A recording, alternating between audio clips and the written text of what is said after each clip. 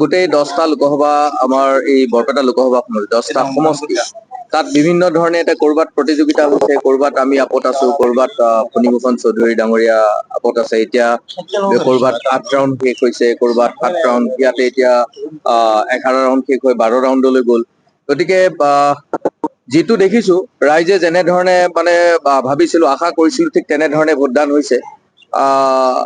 এতিয়া অপেক্ষা গধূলিলৈ একেবাৰে শেষত, কাৰণ 15 ৰাউণ্ড 16 ৰাউণ্ডলৈ যাবগে। গতিকে শেষতহে ক'ব পাৰিম, কিন্তু পৰিৱেশটো খুব যথেষ্ট ভাল আৰু খুব আমি আশাবাদী বৰপেটা লোকসভা সমষ্টিলৈ।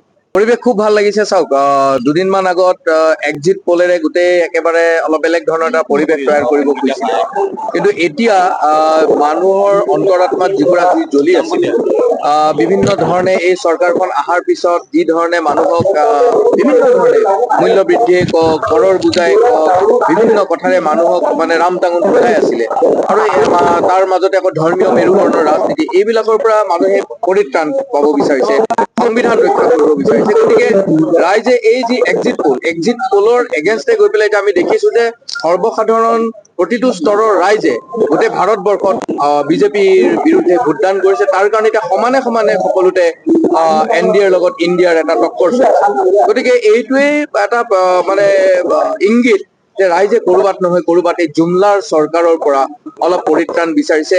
10টা বছৰ ৰাইজে দিলে, মিথ্যাচাৰৰ বাহিৰে বেলেগ একো ৰাইজে নাপালে। গতিকে এই পৰিৱেশটো যিটো দেখিছো আৰু যিটো ট্ৰেণ্ড দেখি আছো এতিয়া বৰ্তমান, গতিকে এক্সিট পোলতকৈ একেবাৰে বিপৰীত ওলোটা এটা ট্ৰেণ্ড দেখিছো। গতিকে ৰাইজৰ কাৰণে ভাল হওক, দেশত মূল্যবোধৰ ৰাজনীতি হওক, দেশখনৰ উন্নতি হওক, সৰ্বসাধাৰণ জনসাধাৰণ উন্নতি হওক, সেইটোৱে বিচাৰিছো। এই মুহূৰ্তত অসমত কিমানখন আসন পাব বুলি মোক সোধে, মই সদায়, আপোনালোকে জানে, বহুদিন ধৰি কংগ্ৰেছ ৰাজনীতিৰ লগত জড়িত হৈ আছো, আৰু এটা বস্তু সদায় শিকিছো যে গণতন্ত্ৰত এই যি সংবিধানৰ, এই আমাৰ ভাৰতবৰ্ষৰ সংবিধানখনৰ গণতান্ত্ৰিক ব্যৱস্থাটো হ'ল ৰাইজ হ'ল ৰজা।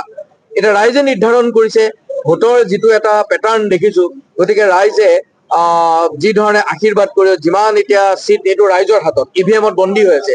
এতিয়া মই এইটো ধৃষ্টতা কৰি নকওঁ যে আমি ইমানটা চিট পাম, আমিতো আৰু মানে কি কয় এইটো ৰাজনীতিৰ হেৰি, এইটো কি গণনা কৰি থকা, মানে এই আমাৰ আপোনাক এটা কথা সুধো, যেতিয়া নাই, চাওক, EVM বেয়া ভাল এইটো আমি কোৱা কথা নহয়, সামগ্ৰিকভাৱে এইটো ৰাইজৰ মাজত উচ্চাৰিত হৈ থকা এটা কথা। গতিকে এই EVM-ৰ কথা লৈ পেলাই চাওক, গোটেই ৰাইজে কেতিয়াবা কেতিয়াবা প্ৰশ্ন উত্থাপন কৰে। গতিকে ৰাইজৰ কথাবিলাকতো আমি ৰাজনীতি কৰা ব্যক্তি, এই কথাবিলাক আমি চিন্তা চৰ্চা কৰিব লাগিব।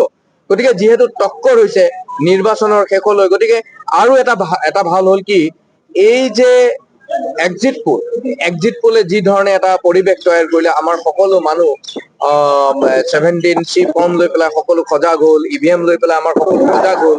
গতিকে সজাগ হ'ল, সচেতন হ'ল, আমাৰ কাৰণে ভাল হ'ল সেইটো কথাৰ কাৰণে। গতিকে সকলো ঠিকমতে গৈ আছে। এতিয়া আসন বিধি হ'ব। ৰাইজ এই গোটেই কথাত, গণতান্ত্ৰিক ব্যৱস্থাত মই আকৌ কৈছো, ৰাইজ হ'ল ৰজা। ৰাইজে আশীৰ্বাদ দিলে নিশ্চয়কৈ আমাৰ ফলাফল যথেষ্টখিনি ভাল হ'ব।